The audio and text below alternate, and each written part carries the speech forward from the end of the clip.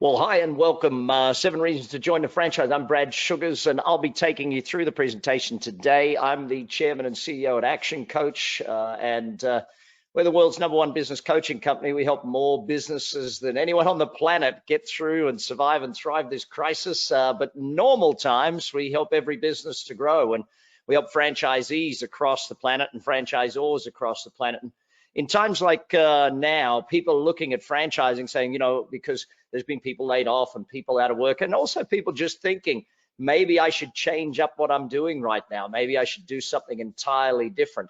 As we're in the middle of the coronavirus crisis, I'll just pull up my webcam so you can all meet with me. It's good to see we've got people from all over the planet on the webinar here with us today. And yes, you can see I'm here in my home office and got my coronavirus beard growing. So just to let you know where I am in Las Vegas. And yeah, we'll get to the teaching straight away today, I think is probably the important aspect of it. If you do get a chance to read any of my books, there's 17 of them now, and there's one on franchising, as well as my latest book, Pulling Profits Out of a Hat, which luckily for me, we got to bestseller lists all across. So I'm very, very proud to have seen that in the top of the USA Today in business, and even on the audiobooks bestseller. So that's kind of cool as well. So what is it we're looking to do today? Well, we're looking at franchising because most people looking at franchising have possibly never bought a business before. And if they have been in business before, they've possibly never bought a franchise before.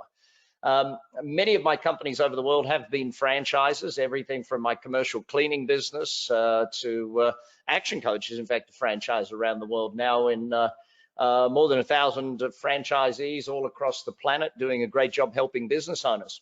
Well, let's take a look at what are the reasons why we should be in franchising. And I think that the biggest factor of joining a franchise or joining any business, starting any business, I guess, is that I tell you a story of a lesson I learned when I was a younger man. I looked to buy a business, and in buying that business, I was about 80% certain that I wanted to do it. And from about 80% certain you want to do it, because there is no 100% certainty, okay? Let's just be clear on that. When we're going into a business, there's always worry. There's two real emotions that come up when we're buying a business, and that is the idea of fear and excitement, because we think we're buying it. We don't actually buy a business, we invest in a business. And so we don't actually look at the purchase, we look at the return on investment. And in this particular case, I was about 80% of the way into this decision making, and I was pretty certain that, yes, this is something I want to do. And what happens from 80% onwards, or I found happens for me, is I start looking for reasons not to do something. I start trying to talk myself out of it. I start trying to look for things that will, and in this particular case, I found a reason not to do it. The gentleman who bought the business went on to make $67 million over the next 2 years, and I kept reminding myself that, hang on, maybe I should have just done that.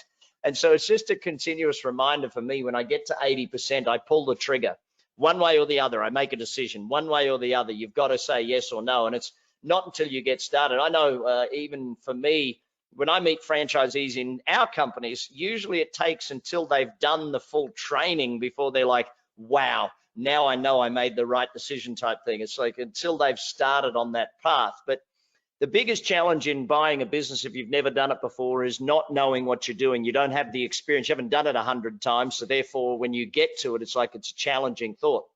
Remember this, it's all about the return on investment, and it's all about where you're going to get that return. I'm going to focus in on the franchise side of it today rather than the whole business side of it. If you want to see, I have podcasts on why you should be in business for yourself. My book, Billionaire in Training, around being in business for yourself. Any of those. The Billionaire in Training podcast is probably the one, The Apprentice Billionaire. If you go and take a look at that, I'll make sure the team puts that in some of the show notes here, a link to that podcast as well. So why franchising? Well, the simplest factor of it is this. You want to be supported when you're in business for yourself. It's I've always said that business ownership is one of the loneliest jobs in the world. And the biggest challenge in that is, who do you turn to when you need help? And I know that's part of why I have my company Action Coach, but in most cases, having a team of people surrounding you who are in your business with you, See, the other franchise partners in your organization basically become your partners in your business because you turn to them in times of needing for advice. If you turn to another franchise partner in the same organization, then hey, presto, you've got that. Then you've also got the corporation that's behind the franchise that really are there to support and help and work with you. You see, one of the biggest challenges of success in small business is that you are on your own. And the buck does stop with you. And I know for me, when I sit down and look at it, having people to be able to turn to and ask questions and having people to do that is very important. But that being said, I still think the number one reason to be in business for yourself is exactly that I can be my own boss. It's really up to me. And I'm fully challenged now. I'm not only having to give half of myself, I'm fully challenged. If it is to be, it's really, I've got to drive this thing. I've got to be the leader. I've got to fulfill my destiny and be the best me that I can be. I can't just relax. You know, if you're the type of person who loves success in the way that you love seeing yourself and your team succeed, you love, you know, achieving things on and knowing that, hey, I did this, and flip that over. It's like, I meet a lot of people who go into business for themselves and ask them, why'd you go into business for yourself? And their answer is, I was sick and tired of making other people rich. I was sick and tired of building capital for other people and seeing them get all of this capital and me getting my wage. And yeah, it was a good wage, but they didn't get to build the asset, or they didn't get to build that thing for themselves. And I know that full challenge of being my own boss every day. And you know, the self-determination of ours, the self-determination of what level of work I put in determines what level of results I get. It's something that I love about being my own boss. I've been in business myself since I was 15, and I've worked for myself. So I've worked since I was 13 at part-time things. And I always thought that, you know, it was an advantage that I did not have a good ability to work for others. It was an advantage for me that I didn't have that ability to hold down a job and that sort of thing. And other people see that as crazy, but I see it as something that was definitely an advantage for me. And being your own boss is a very big part of it. And in franchising, you can be your own boss, but you do have the support and all of that sort of stuff. To add to that is the training side of it. You know, I know the level of training it takes just to become a business owner. If you've never owned your own business before, just learning the being a business owner side of it is quite dramatic. Just learning that side of being taking the step, because if you read my book, Billionaire in Training, we go through the difference between being an employee and being self-employed and being a manager of employees in your own business. The emotional difference is massive. Yeah, you might have run someone else's company, and where, you know, you were writing $500,000 checks to go and buy marketing, and then you get into your own business and you've got to write a check for $500 for marketing. It's like, oh, I'm not sure I want to do that, because it's your own money. The emotional training and the emotional support that you need is quite dramatic to shift into being a business owner on your own, and that's part of being in a franchise. But the training that is necessary, the ongoing training, the consistent training, the training week in, week out, month in, month out, year in, year out, to keep you up to date with what's going on in your industry, to keep you up to date with what's going on in business, to help you, to help train your employees, to help train the people, those training systems that are developed, the videos, the audios, the manuals, all of these things that will get you up to speed. Because one of the things people seem to forget when they're investing in a franchise is how many years it might take to be able to do all that stuff yourself. You know, the training systems that come with a franchise are quite dramatic. I know in our organization of Action Coach, we actually have, when someone joins us, we have 90 days of online and pre-training before they attend a 10-day full training course that's live. And then they have another 90 days of post-training that they go through online training. And then they go into the consistent annual training, the weekly webinars, weekly support group calls, coaching, annual conferences, quarterly planning sessions, all of these things that help you become a better business person. And if you're on your own, that stuff just doesn't exist. And so you've got to make sure that you've got to sit back and say, is it worth being a part of this organization? And most franchises I come across, the training and support that's out there is second to none. And it's not just the support and training that you get from the corporation, it's also what you get from the other franchise partners that are out there, the other partners in the business who've been in it years and 10 years and 5 years before you. I find that when I watch my franchise partners who have been around quite a long while, their level of support and training and assistance they give to others, just because of the generosity of them as human beings, is quite massive. Number three, the systematic approach to it. You know, if I look at any particular business, and we go back to the very fundamentals of business, a business really is a set of systems with a set of people working to a plan. And the systematic methodology of a franchise is really saves people many years, obviously, but it also, what people don't seem to understand is it saves you a lot of cost mistakes. The costly mistakes of not having that system. If I give you a simple example, in our organization at Action Coach, our soft systems, not the hard systems, like the hard systems would be like if I'm in a food business, the hard systems are how to cook the food type thing. The soft systems are how you greet people. The soft systems are the languaging, the wording you use, that sort of stuff. And for us, simple things like our soft systems of enrolling a client, how we actually coach someone on to become a coaching client, it's a 13-step, 7-touch system. That system in and of itself has been tested tens of thousands of times. And the value of that versus not having it is immeasurable. You just can't measure the distinct difference in that. Then you go to the systematic methodologies by which you work with people, because business is not just about getting customers, it's about keeping them. And if you've got systematic methodologies that keep customers, then what is that worth to you over the period of time? Forget all of the technology systems, all of that sort of stuff that, you know, what would that, how much would that be for you to set it up on your own and all of those sorts of things? It's like, I've always said that a franchise is like you're buying the company, but instead of buying the whole company, you just buy a section of the company. It's like you're buying a share of the company, your territory, your area type thing. And that way you don't have to spend all the money to buy the whole company. All you're doing is buying your share of the company. By the way, at the end of this, I know we're supposed to be on here for about a half an hour. If you do have any questions, please type them in and make sure that if you do have any questions, I'll get to those as soon as I can towards the end of this session.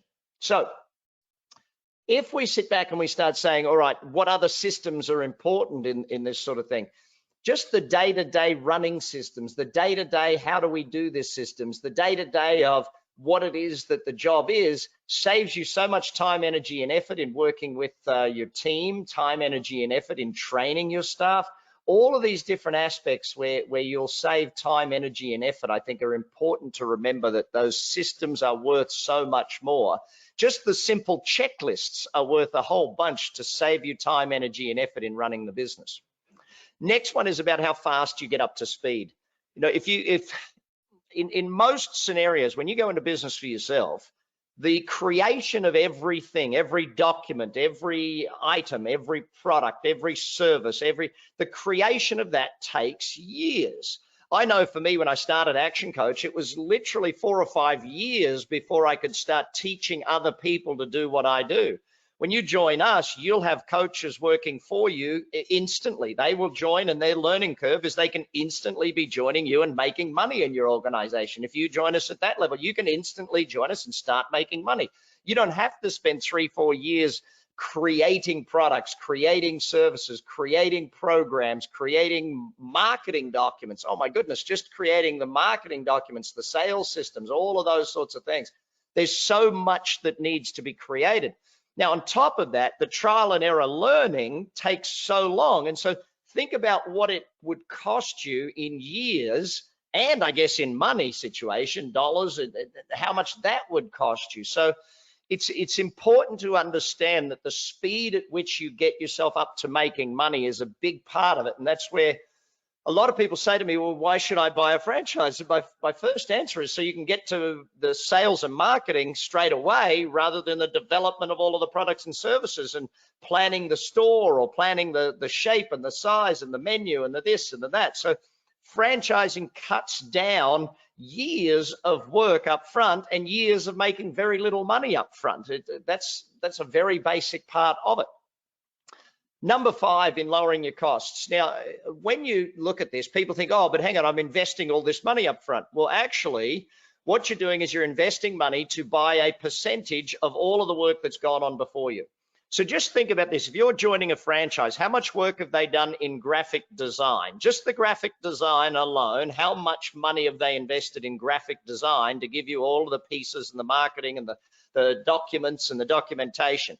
you're not spending all of that money. In most franchises, the amount that you would invest in a franchise fee, they would have spent way more than that just in graphic design alone. Forget about all of the other things that you would have to spend money on.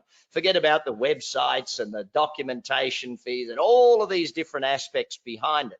You know, a lot of the times people seem to think, oh, it'll cost more to join a franchise. No, it actually will cost you 100 times less than what they've had to spend on developing all of the materials that you will get on day one of joining the organization.